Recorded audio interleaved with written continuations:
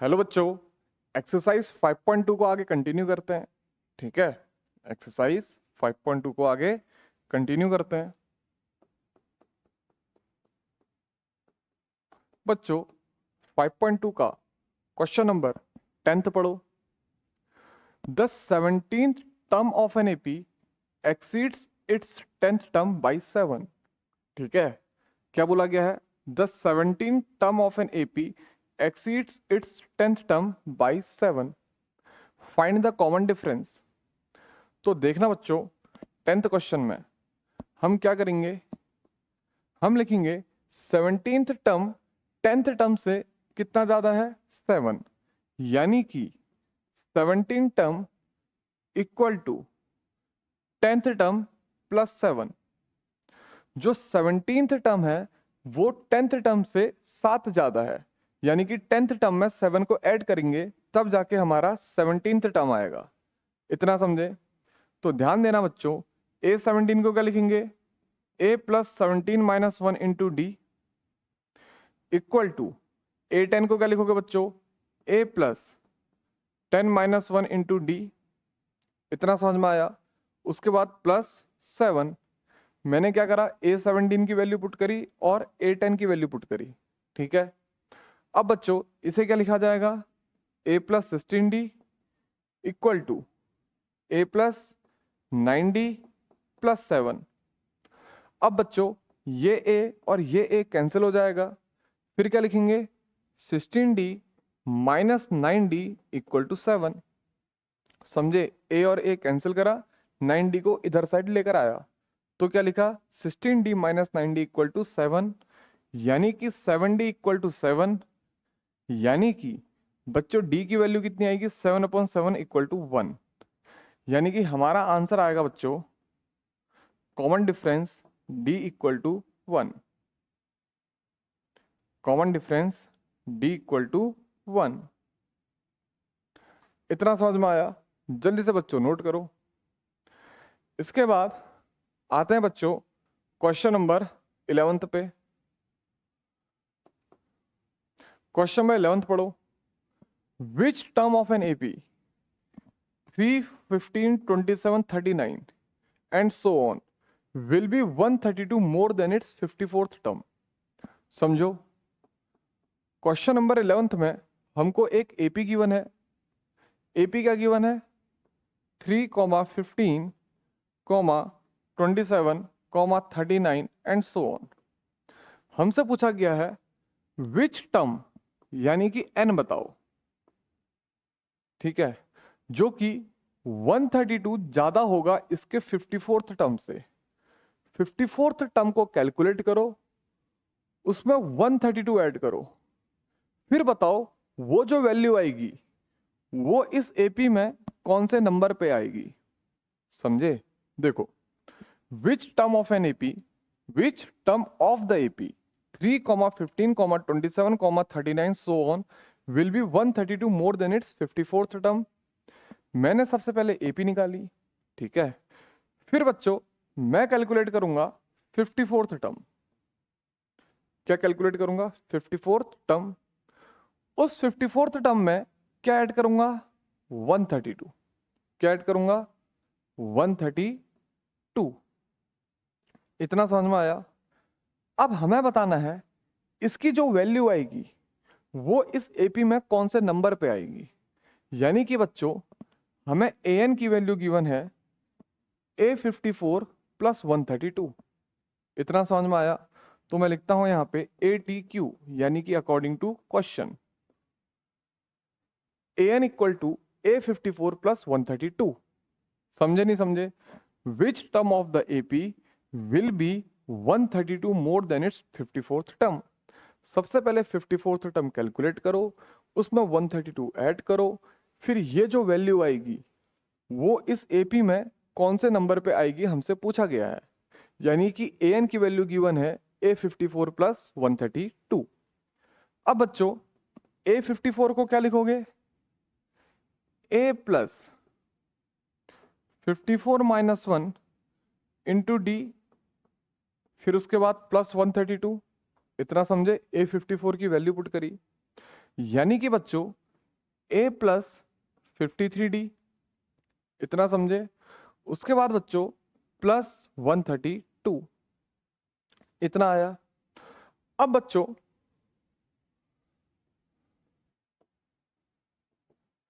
A की value कितनी है 3, प्लस 53 को ऐसे ही लिखो। बच्चों D की वैल्यू कितनी आएगी 15 माइनस 3, 12 प्लस 132, समझे। A की वैल्यू 3 पुट करी, A की वैल्यू 3 पुट करी, और D की वैल्यू 12। यहाँ पे A की वैल्यू बच्चों 3 है और D की वैल्यू 12, इतना समझ में आया। अब बच्चों an की वैल्यू निकालो। ये कितना आएगा 3 प्लस 53 को 12 से मल्टीप्लाई करो, 12 3 जा 36, कैरी 3, 12 5 जा 60, 60 और 3 63, प्लस 132। तो बच्चों कितना आएगा ये 6 3 9, 9 2 11, कैरी 1, 3 3 6 और 1 7, 771। यानी कि बच्चों an की वैल्यू आएगी 771। अब हमें बताना है ये 771 इस एपी में कौन से नंबर पे आएगा। ये 771 इस एपी में कौन से नंबर पे आएगा।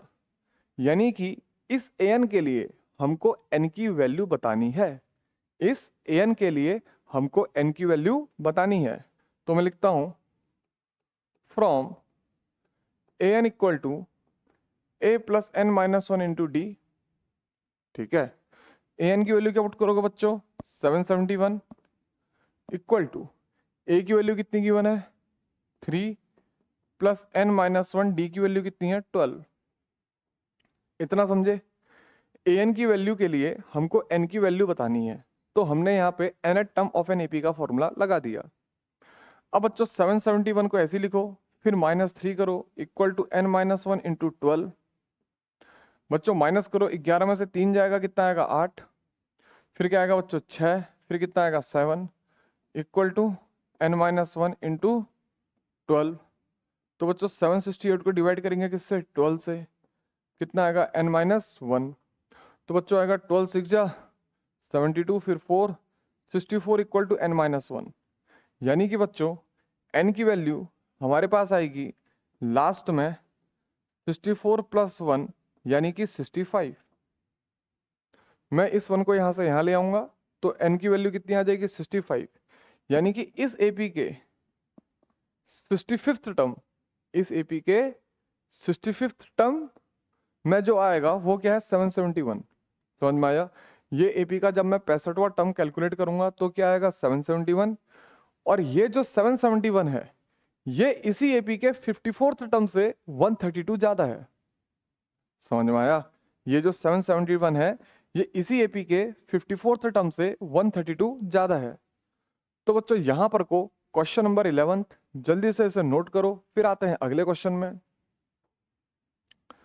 अब बच्चों करते हैं अगला क्वेश्चन, यानी कि क्वेश्चन नंबर 12। तो बच्चों क्वेश्चन नंबर 12 को रीड करो। हमें बोला गया है दो एपीज हैं और दोनों का कॉमन डिफरेंस सेम है। Two APs have the same common difference. The difference between their 100 term is 100। उन दोनों एपी के 100th टर्म का जो डिफरेंस है वो कितना है 100। और हमसे पूछा गया है what is the difference between there 1000 term. समझ में आया। नहीं समझ में आया तो देखना। दो एपी हैं तो बच्चों मैं लेता हूं फर्स्ट एपी। फर्स्ट एपी लेते हैं बच्चों A1 A2 A3 so on. ठीक है, फिर बच्चों लेते हैं सेकंड एपी। सेकंड एपी लेते हैं बच्चों B1 B2 B3 so on. समझ में आया। अब बच्चों हमसे बोला गया है इनके पास कॉमन डिफरेंस सेम है। यानी कि बच्चों ऊपर वाली एपी में जो कॉमन डिफरेंस है, लेट सपोज डी है, तो बच्चों नीचे वाली एपी में भी जो कॉमन डिफरेंस आएगा वो कितना आएगा डी। ऊपर वाली एपी में जो कॉमन डिफरेंस आएगा वही नीचे वाली एपी में भी आएगा। और बच्चों ऊपर वाली एपी में जो फर्स्ट टर्म है वो क्या है, A1। नीचे वाली एपी में जो फर्स्ट टर्म है वो क्या है, B1। इतना समझ में आया। ये एक एपी ली, इसका कॉमन डिफरेंस D है, पहला टर्म इसमें A1 है। ये एक एपी ली, इसमें भी कॉमन डिफरेंस D है लेकिन पहला टर्म B1 है। इतना समझे। अब बच्चों हमसे बोला गया है the difference between their 100 term is 100, यानी कि पहली एपी का जो 100 टर्म है और दूसरी एपी का जो 100 टर्म है उनको माइनस करूंगा तो वैल्यू कितनी आएगी, 100। समझ में आया। तो मैं लिखता हूं नाउ A100, इसका मतलब पहली एपी का 100 टर्म माइनस B100 यानी कि दूसरी एपी का 100 टर्म। ये किसके बराबर है, 100 के बराबर। पहली एपी का 100 टर्म और दूसरी एपी के 100 टर्म को माइनस करूंगा तो वैल्यू कितनी आएगी, 100। अब बच्चों तुम यहां पर को एपी के nth टर्म का फॉर्मूला लगाओ, यानी कि लिखोगे A1 plus 100 minus 1 into D. A100 की वैल्यू क्या आएगी, पहला term plus n minus 1 into D. फिर माइनस B100 की वैल्यू क्या आएगी, पहला term plus n minus 1 into D. इतना समझ में आया। B100 में भी मैंने क्या लगाया, एपी के nth टर्म का फॉर्मूला, पहला term plus n minus 1 into D equal to value कितनी है बच्चों, 100। यहाँ पे एपी के nth टर्म का फॉर्मूला लगा लेना। अब बच्चों ये क्या बनेगा, A1 प्लस 99D, फिर माइनस ब्रैकेट में B1 plus 99D equal to 100। अब बच्चों इसे लिखोगे A1 plus 99D minus B1 minus 99D equal to 100।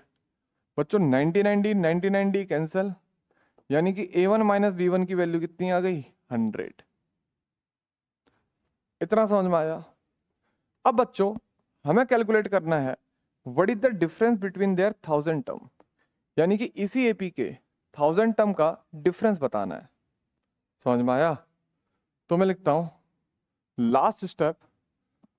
तो पहली एपी का 1000 टर्म माइनस दूसरी एपी का 1000 टर्म, इसकी वैल्यू, ठीक है, दोनों एपी के 1000 टर्म की, सॉरी दोनों एपी के 1000 टर्म को माइनस करना है और फिर उसकी वैल्यू बतानी है, तो बच्चों 1000 टर्म के लिए nth टर्म का फॉर्मूला लगाओ, a plus 1000 minus 1 into D, यही होगा। पहली वाली एपी के लिए 1000 टर्म ये होगा। फिर बच्चों माइनस दूसरी वाली एपी के लिए 1000 टर्म का फॉर्मूला लगाओ, या फिर nth टर्म का फॉर्मूला लगाओ। इतना समझ में आया। a plus n minus 1 into D, दोनों में फॉर्मूला लगा दिया। इसे लिखोगे बच्चों A1 plus 999D minus bracket में B1 प्लस 999D। अब बच्चों इसे लिखोगे A1 plus 999D minus B1 minus 999D। Common difference same है तो इस वजह से ये टर्म और ये टर्म क्या हो जाएंगे, कैंसिल, और वैल्यू कितनी आएगी, A1 माइनस B1। और A1 माइनस B1 को हम क्या कैलकुलेट कर चुके हैं, 100। A1 माइनस B1 को हम क्या कैलकुलेट कर चुके हैं, 100। तो इसका मतलब बच्चों हमारा जो फाइनल आंसर आएगा, 1000 टर्म पहला 1000 टर्म दूसरा, उसका जो डिफरेंस आएगा वो 100 होगा। यही हमारा फाइनल आंसर है। तो बच्चों जल्दी से नोट करो। नोट कर लिया, शाबाश। अब आते हैं बच्चों अगले सवाल में।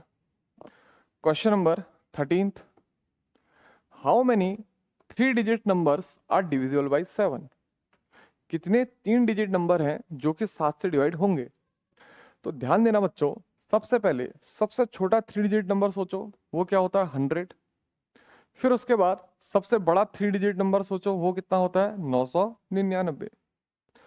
अब बच्चों इसको 7 से डिवाइड करो, 7 1 जा 7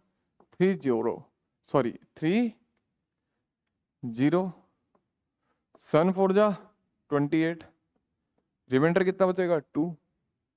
अब बच्चों इसको 7 से डिवाइड करो, 7 1 जा 7, 2 9, 7 4 जा 28, 1 9, 7 2 जा 14, तो क्या आएगा 5। इतना समझ में आया? 7 1 जा 7, 2 9, 7 4 जा 28, 1 9, 7 2 जा 14, सही है बच्चों। एक बार 100 को 7 से डिवाइड कर लिया, एक बार 999 को 7 से डिवाइड कर लिया। 999 को 7 से डिवाइड करा तो रिमाइंडर क्या बचा 5। समझ में आया? तो 999 के आसपास के वो नंबर जो कि 7 से डिवाइड होंगे, 999 के आसपास के वो नंबर जो कि 7 से डिवाइड होंगे। देखो 7 को अगर 999 से डिवाइड कर रहा हूँ, सॉरी उल्टा बोला मैंने, 999 को अगर 7 से डिवाइड कर रहा हूँ तो मेरा रिमाइंडर कितना आ रहा 5। ठीक है, तो यानी कि 999 7 से कंप्लीटली डिवाइड नहीं होता है। तो 999 के आसपास के नंबर जो कि 7 से डिवाइड होंगे वो क्या होंगे? या तो 999 में से 5 को माइनस कर देना तो कितना आएगा 994, या फिर 999 में 2 को ऐड कर देना। कैसे? ये 7 है, ये 5 है, 7 से 5 को माइनस करो कितना आएगा 2, तो 999 में 2 को ऐड कर देना तो कितना आएगा बच्चों 1001। इतना समझ में आया? ये तो आएगा, इतना समझे? तो बच्चों एक तो 994 और 1001 ये दोनों साथ से क्या होते हैं डिवाइड, लेकिन हमको क्या लेने हैं 3 डिजिट नंबर। तो मैं जो काउंट करूंगा वो करूंगा 994। इतना समझ में आया? ऐसे ही बच्चों 100 को जब 7 से डिवाइड कर रहा हूं तो रिमाइंडर कितना आ रहा है 2। तो 100 के आसपास के वो नंबर, 100 के आसपास के वो नंबर जो कि 7 से डिवाइड होंगे वो क्या होंगे? 100 से या तो 2 को माइनस कर दो तो कितना आएगा बच्चों 98, या तो बच्चों 100 में 5 को ऐड कर दो कितना आएगा 105। 5 कैसे ऐड करा? 7 में से 2 को माइनस करा कितना आएगा 5, तो इस वजह से 100 में 5 ऐड कर दिया कितना आया 105, और 100 से 2 माइनस करोगे कितना आएगा 98। यानी कि 100 के आसपास दो नंबर ऐसे हैं जो कि 7 से डिवाइड होते हैं, लेकिन हमको क्या काउंट करने हैं 3 डिजिट नंबर। तो मैं 98 को नहीं काउंट करूंगा, किसको काउंट करूंगा 105 को। तो यानी कि बच्चों मैं यहां पे लिखता हूं 3 digit number divisible by 7, 3 digit number divisible by 7 वो क्या होंगे बच्चों 105, फिर 112, फिर 119, 100 और 994। इतना समझ में आया? यस और नो? अब लिखोगे बच्चों नाउ हमें इस एपी के लिए, देखो ये तो एक एपी बन गई और हमें बताना है इस एपी में कितने टर्म हैं या फिर कितने नंबर 3 डिजिट के हैं जो कि 7 से डिवाइड होंगे। तो मैं लिखूंगा now A N equal to A plus N minus 1 into D. A N की वैल्यू कितनी होगी 994 इक्वल टू ए की वैल्यू 105 प्लस एन माइनस 1।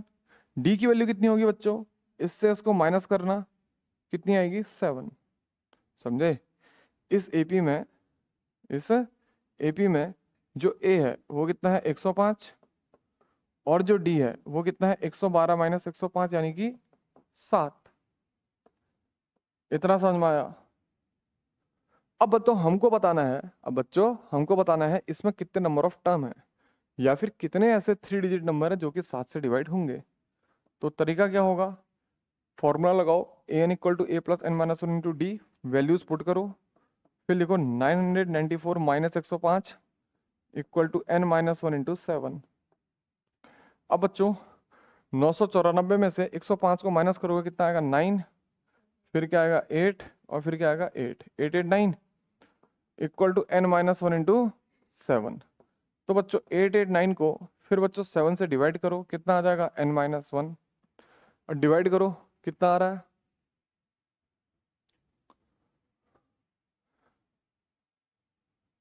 कितना आएगा बच्चों, 889 को 7 से डिवाइड करो, 7 बन जा 7, फिर क्या आएगा 18, 127 इक्वल टू n-1। तो n की वैल्यू कितनी आएगी बच्चों, 127 + 1 यानी कि 128। तो यही हमारा फाइनल आंसर होगा। यानी कि 128 नंबर ऐसे होंगे जो कि 7 से डिवाइड होते हैं और 3 डिजिट हैं। ठीक है, total number of terms which are divisible by 7 and have 3 digit are 128। इतना समझ में आया, इतना समझ में आया।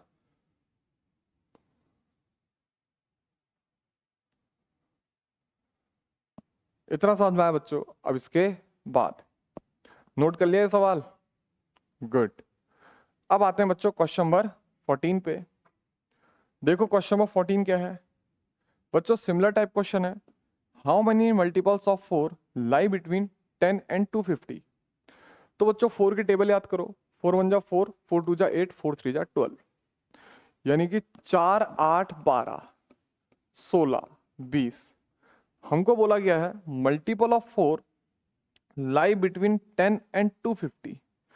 तो यानी कि 4 और 8 को काउंट नहीं करेंगे, जो काउंटिंग शुरू होगी वो कहां से शुरू होगी, 12 से। समझ में आया? तो मैं लिखूंगा मल्टीपल ऑफ 4,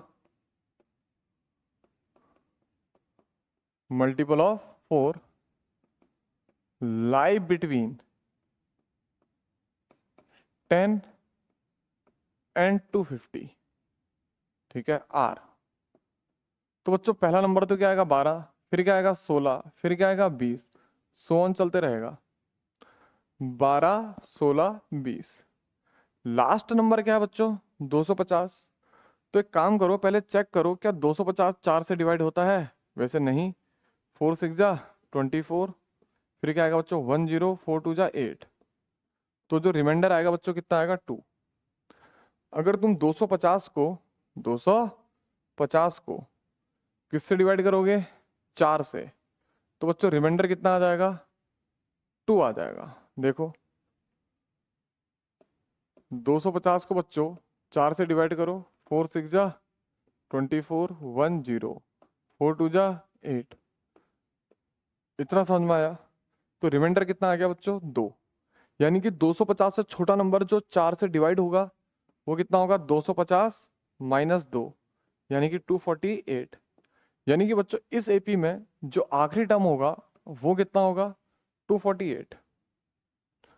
इतना समझ में आया, इतना समझ में आया, गुड।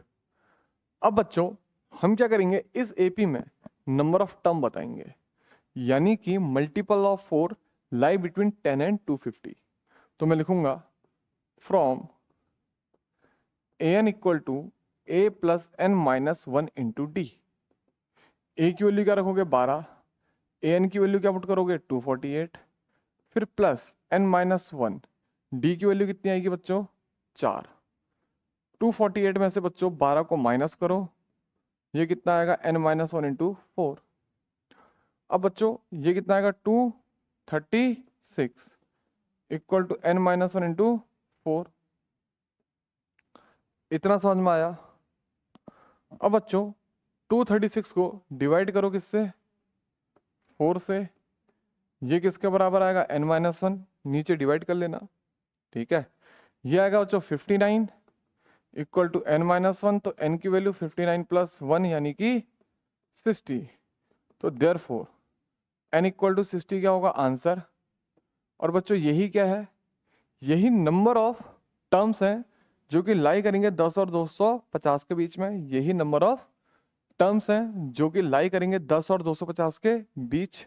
ठीक है, और वो 4 के क्या होंगे, मल्टीपल। तो बच्चों यहां पर को हमारा क्वेश्चन नंबर 14 भी कंप्लीट। नोट कर लो, कर लिया, शाबाश। अब आते हैं बच्चों क्वेश्चन नंबर 15 पे। देखो क्या बोला गया है, for what value of n are the nth terms of 2 APs are equal. समझे, ध्यान देना। एक एपी ये है 63 65 67 सो ऑन। वैसे ही एक एपी क्या है 3 10 17 सो ऑन। हमको क्या बोला गया है, for what value of n are the nth term of 2AP are equal. यानी कि बच्चों इस AP का nth टर्म और इस AP का nth टर्म क्या है, इक्वल है, ये बोला गया है, ठीक है। For what value of n are the nth terms of 2AP, ऊपर वाली AP और नीचे वाली AP का nth टर्म निकालो, उनको इक्वेट कर दो और वैल्यू बताओ n की। ध्यान देना, नहीं समझे तो an की वैल्यू कितनी आएगी बच्चों, 63 प्लस n-1, इससे इसको माइनस करो, d की वैल्यू कितनी आएगी 2, an की वैल्यू कितनी आएगी बच्चों 3 प्लस n-1, d की वैल्यू कितनी आएगी 7। इतना समझ में आया। ये वाली AP का nth टर्म ये आएगा, ये वाली AP का nth टर्म ये आएगा। इतना समझ में आया। अब क्वेश्चन में हमको क्या बोला गया है, ये दोनों AP के जो nth टर्म है ये इक्वल है। समझ में आया। तो मैं लिखता हूं ATQ, यानी कि according to question 63 plus n-1 into 2, इस AP का nth टर्म किसके बराबर है, दूसरी AP के nth टर्म के बराबर। अब हम कैलकुलेट करेंगे n की value. For what value of n are the nth term of 2AP are equal. इतना समझ में आया। तो इस AP का nth टर्म ये, इस AP का nth टर्म ये, अब दोनों को इक्वेट कर दिया।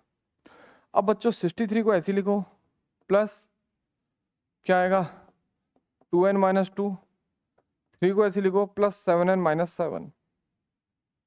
इतना समझ में आया। तो बच्चों 63 माइनस 3 माइनस 2, एक काम करो सॉल्व कर लो, ठीक है। 7n-2n, और ये कितना आएगा 63 माइनस 2 61, और ये कितना आ जाएगा बच्चों +4, यानी कि 65 इक्वल टू 5n। सॉल्व कर लोगे ना, n को एक साइड लेके जाना और कांस्टेंट टर्म एक साइड लेकर आना। तो बच्चों n की वैल्यू कितनी आएगी 65/5, यानी कि 13। n की वैल्यू कितनी आएगी 65/5, यानी कि 13। इतना समझ में आया, यस और नो, आ गया।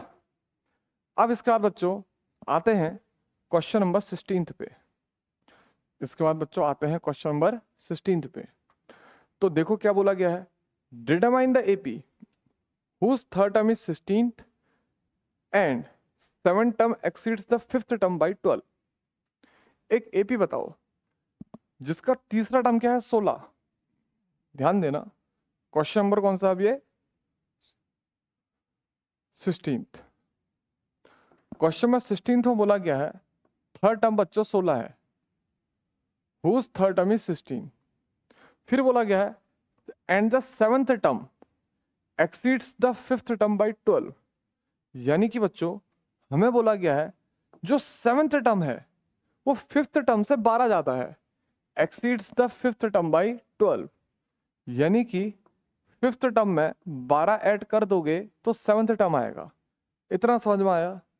दो कंडीशन गिवन है, पहली कंडीशन क्या है थर्ड टर्म 16 है, और दूसरी टर्म कंडीशन क्या गिवन है, दूसरी कंडीशन में 7th टर्म 5th टर्म से 12 ज्यादा है, 5th टर्म में 12 ऐड कर देना 7th टर्म आ जाएगा।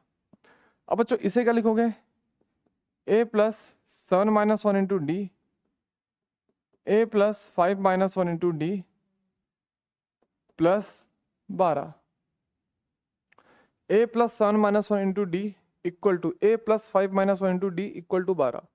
a से a कैंसिल, ये कितना आएगा 6d equal to 4d plus 12, 6d minus 4d equal to 12, 2d equal to 12, d equal to 12/2, यानी कि 6। तो यानी कि बच्चों इस कंडीशन की मदद से मैंने क्या बता दिया, कॉमन डिफरेंस। समझ में आया। अब बच्चों एक काम करते हैं, ये जो कंडीशन हमको गिवन है कौन सी वाली a3 इक्वल टू 16, इस पे आते हैं। तो मैंने लिखा बच्चों फ्रॉम a3 इक्वल टू 16, यानी कि a plus 2d equal to 16। समझे, a3 को क्या लिखा मैंने a प्लस 3-1 इंटू डी, यानी कि a plus 2d equal to 16। d की वैल्यू 6 पुट करो, यानी कि a प्लस 2 इंटू 6 कितना आएगा 16, तो यानी कि a प्लस 12 इक्वल टू 16, यानी कि बच्चों a की वैल्यू कितनी आएगी 16 माइनस 12, या फिर a की वैल्यू कितनी आएगी 4। इतना समझ में आया? इतना समझ में आया? यस और नो? अब हम लिखेंगे नाउ। ठीक है, जो पहला टर्म आएगा बच्चों वो कितना आएगा 4। पहला टर्म कितना आएगा 4। ठीक है, जो दूसरा टर्म आएगा वो 4 से 6 क्या आएगा ज्यादा। समझ में आया? तीसरा टर्म तो हमको ऑलरेडी कितना गिवन है 16। समझ में आया? 4 प्लस 6 प्लस 6, 4 प्लस 6 प्लस 6, तुम चाहो तो इसको ऐसे भी लिख सकते हो। हमको एपी के कितने टर्म बताने हैं? अच्छा, हमको खाली एपी बतानी है। तो बच्चों एपी बन गई है, तुम एक टर्म और लिख लो, 4 प्लस 6 प्लस 6 प्लस 6। तो एपी क्या बनेगी बच्चों 4 10 16 22, ये एक एपी बन गई। और यही हमको बताना है और यही हमारा आंसर है। इतना समझ में आया? यस और नो? आया? अब इसके बाद बच्चों आते हैं अगले सवाल पे। अगला सवाल क्या है? Question number 17।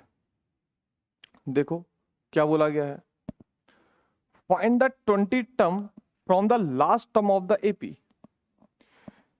एपी के लास्ट से 20वां टर्म बताओ और एपी हमको ये गिवन है। ध्यान देना, क्वेश्चन नंबर 17 हमको गिवन एपी क्या है?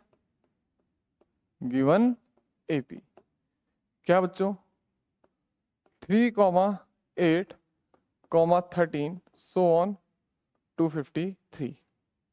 हमको 20 टर्म बताना है इस एपी का, लेकिन कहां से? लास्ट से। तो मैं क्या करूंगा, एपी को रिवर्स कर दूंगा। एपी को क्या कर दूंगा? रिवर्स कर दूंगा। तो ध्यान देना, अगर मैंने एपी को रिवर्स करा तो पहला टर्म क्या आएगा 253, फिर and so on and so on, फिर 13, 8, 3, ये आखिरी टर्म बन जाएगा। अब बच्चों यहां पे देखो डिफरेंस कितना होगा, 8 में से 13 को माइनस करोगे तो कॉमन डिफरेंस कितना आएगा -5, यानी कि 253 तो ऐसे ही रहेगा। अगला टर्म कितना हो जाएगा 248। समझ में आया? फिर उसका अगला टर्म कितना हो जाएगा 243। समझे मैंने कैसे करा? देखो यहां पे जो कॉमन डिफरेंस है वो 5 है, तो नीचे वाली एपी में जो कॉमन डिफरेंस होगा वो क्या होगा -5। अगर ऐसे समझ में नहीं आया तो इस एपी को रिवर्स करो और यहाँ पे देखो, इससे इसको माइनस करो, 8 माइनस 13 कितना आएगा -5। 8 माइनस 13 कितना आ जाएगा -5। इतना समझ में आया? अब बच्चों हम क्या करेंगे 20 टर्म निकालेंगे।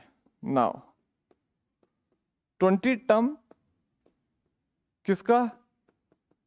रिवर्स एपी का। रिवर्स एपी का 20वां टर्म वो क्या आएगा A20 equal to A plus 20 minus 1 into D, यानी कि A प्लस 19D। A की वैल्यू कितनी आएगी 253 प्लस 19, डी की वैल्यू कितनी आएगी -5। अब क्या लिखोगे बच्चों 253 माइनस 85, 85 95 95। इतना समझ में आया? दोनों को माइनस करो, 13 में से 5 जाएगा कितना आएगा बच्चों 8। 13 में से 5 जाएगा कितना आएगा 8। फिर क्या आएगा बच्चों 4, 14 में से 9 जाएगा जाएगा बच्चों कितना आएगा 8 5 13 कैरी 1, 9 और 1 10 और 5 15 कैरी 1 1 1 2। आंसर क्या है बच्चों 158। समझ में आया? तो ध्यान देना बच्चों, इस एपी का जो 20 टर्म फ्रॉम लास्ट होगा वो क्या होगा 158, और वो ही इस एपी का रिवर्स एपी का, इस रिवर्स एपी का 20 टर्म फ्रॉम स्टार्ट होगा। तो मैं लिखूंगा बच्चों, पहले इतने को नोट कर लो। नोट कर लिया?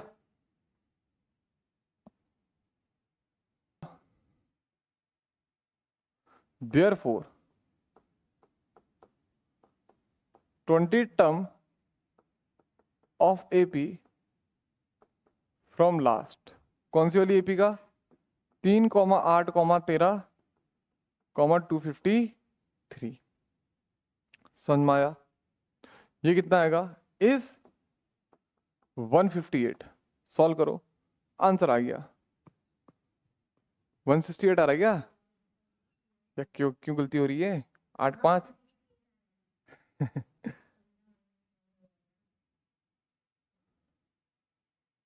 15 माइनस पे है, 3 में से 5 माइनस करेगा, 3 में से 5 माइनस कर लेगा। पहले किससे माइनस करेगा? 13। तो यहाँ क्या आएगा? फिर यहाँ 8 यहाँ कितना आ जाएगा? 4 आ जाएगा। फिर 14 में से 9 जाएगा तो 5 नहीं आएगा। समझ गया? इतना समझ में आया? ऐसी गलती मत कर। चलो वरना इसको ऐड करके देख लेना। 8 5 13 कैरी 1, 9 5 14 14 और 1 15 कैरी 1 1 1 2। सही तो बैठ रहा है? ठीक है, 158 आ रहा है। अब आते हैं बच्चों अगले सवाल पे। The sum of fourth and eight term of an AP is 24। फिर बोला गया है and the sum of sixth and 10th term is 44। Find the first 3 terms of the AP. देखो, sum of fourth and 8th term यानी कि चौथे term में 8वें term को ऐड करो और वैल्यू कितनी आएगी? 24। फिर बोला गया है sum of sixth and 10th term यानी कि छठे टर्म में 10वां टर्म ऐड करो तो वैल्यू आएगी बच्चों 44। इतना समझ में आया? अब हमें बोला गया है find the first 3 terms of the AP यानी कि एपी बताओ। तो सबसे पहले बच्चों A4 की वैल्यू लिखो। चौथे टर्म की वैल्यू कितनी आएगी? A+3D। समझ गए? 8वें टर्म की वैल्यू कितनी आएगी? A+7D। समझ गए? Equal to 24।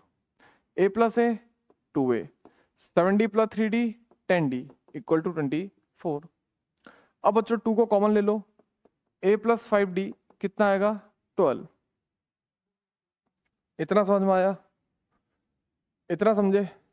ऐसे ही बच्चों ये क्या आएगा? A+5D और ये क्या आएगा? A+9D equal to 44।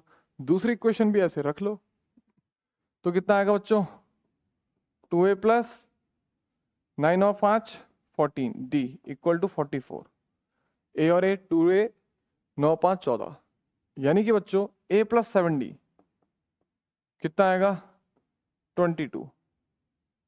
समझे क्या करा? बच्चों सीधे सीधे वैल्यू निकाली, ठीक है, A4 की और A8 की पुट करी, सॉल्व करा, यहाँ से 2 को कॉमन लिया। 2 को कॉमन लोगे तो ये क्या आएगा? A+5D। फिर 2 को नीचे डिवाइड कर देना तो क्या बन जाएगा? 12। ऐसे ही बच्चों इसको भी सॉल्व करना है, यहाँ से 2 कॉमन ले लेना। 2 को कॉमन लोगे तो A+7D, नीचे डिवाइड कर दोगे तो इक्वल टू 22। इतना समझ में आया? अब ध्यान देना बच्चों, दोनों इक्वेशन को सॉल्व करना यानी कि A+5D equal to 12 and A+7D equal to 22। Minus minus minus ये तो कैंसिल हो जाएगा, ये आएगा -2D, ये कितना आएगा? -10। तो बच्चों D की वैल्यू कितनी आएगी? 5। इतना समझ में आया?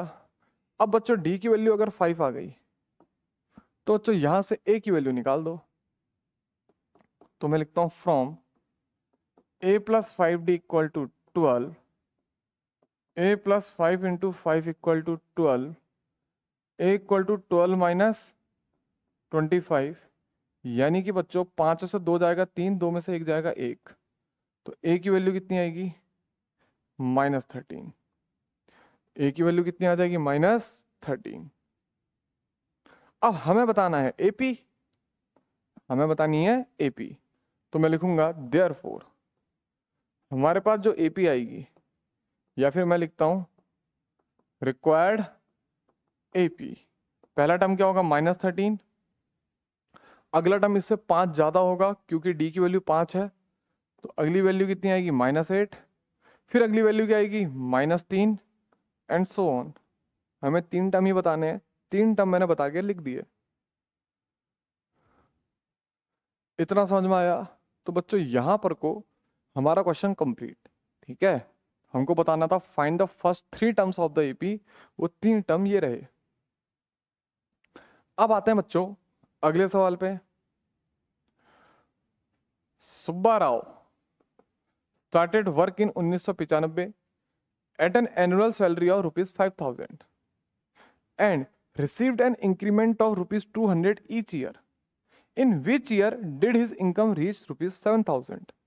यानी कि बच्चों एक सुब्बा राव है, ठीक है, सुब्बा ही होगा शायद इसका नाम, इसी नाम से बोलेंगे, सुब्बा या सब्बा जो भी है। ये जब स्टार्ट करता है काम करना या स्टार्ट करती है काम करना, इसकी एनुअल सैलरी कितनी है? 5,000। यानी कि बच्चों जो एपी है उसका पहला टर्म कितना है? 5,000। हर साल उसको जो इंक्रीमेंट मिलेगा कितने का मिलेगा? 200 का। यानी कि बच्चों अगले साल उसकी जो सैलरी होगी वो कितनी होगी एनुअल? 5,200। फिर उसके बाद 5,400। ऐसे करते करते कौन से साल में उसकी इनकम 7,000 पहुंच जाएगी, ये बताओ। यानी कि एपी हमको गिवन है और हमें एन कैलकुलेट करना है। क्या कैलकुलेट करना है? एन। कि कौन से साल में उसकी इमेज गलत बोला मैंने, उसकी सैलरी 7,000 पहुंच जाएगी। यानी कि ए एन की वैल्यू 7,000, ए की value 5,000 plus N minus 1, D की वैल्यू कितनी आएगी? 200। 7,000 में से 5,000 माइनस करना, यही किसके बराबर आएगा? N minus 1 into 200। इतना समझ में आया? तो ये कितना आएगा? 2,000 equal to N minus 1 into 200। 2,000 को 200 से डिवाइड करो, 2,000 को 200 से डिवाइड करो, कितना आएगा? 10। नहीं समझे? 2,000 divided by 200 equal to N minus 1। तो बच्चों ये आएगा 10 इक्वल टू एन माइनस 1, यानी कि एन की वैल्यू 10 प्लस 1 यानी कि 11। यानी कि 11 साल बाद उसकी जो सैलरी है एनुअल वो कितनी हो जाएगी? 7,000। इतना समझ में आया? समझ में आया? हमसे पूछा गया इन विच ईयर, तो 1995 के हिसाब से अंदाजा लगा लो। 1995 के 11 साल बाद क्या वैल्यू होगी? 2006। क्यों? 1995 के अगर स्टार्ट उसने ज्वाइन करा तो 11 साल बाद कौन सा साल लग जाएगा? 2006। 11 साल बाद कौन सा साल लग जाएगा? 2006। यानी कि 11 साल बाद उसकी सैलरी कितनी हो जाएगी? 7,000। समझ में आया? तो यहां पर को बच्चों ये क्वेश्चन कंप्लीट। इतना समझ में आया? अब इसके बाद बच्चों आते हैं अगले सवाल में। Ramkali saved ₹5 in the first week, then increased her weekly saving by ₹1.75 in the nth week. If in the nth week her weekly saving become 20.75, find n। यानी कि बच्चों यहां पे भी हमको एपी गिवन है, और क्या है एपी? 5। पहला टर्म 5, दूसरा टर्म 5 प्लस 1.75, तीसरा term 5 plus 1.75 plus 1.75, so on. Last पे क्या है? 20.75। पहला टर्म 5, कॉमन डिफरेंस 1.75 और लास्ट टर्म 20.75। समझे? पहले हफ्ते उसने 5 रुपए बढ़ाए, अगले हफ्ते 1.75 ज्यादा बचाए। ठीक है, पहले हफ्ते उसने 5 रुपए बचाए, अगले हफ्ते 1.75 रुपीज ज्यादा बचाए, फिर उसके अगले हफ्ते 1.75 रुपीज और ज्यादा बचाए। कभी वो कितना बचाएगी? 20.75। वो कौन से हफ्ते में 20.75 बताएगी ये बताओ। ठीक है, वो कौन से हफ्ते में 20.75 बचाएगी ये बताओ। तो तुम क्या करोगे बच्चों? सीधे सीधे ए एन का फॉर्मूला लगाओगे। A N equal to A plus N minus 1 into D. A N की वैल्यू कितनी है?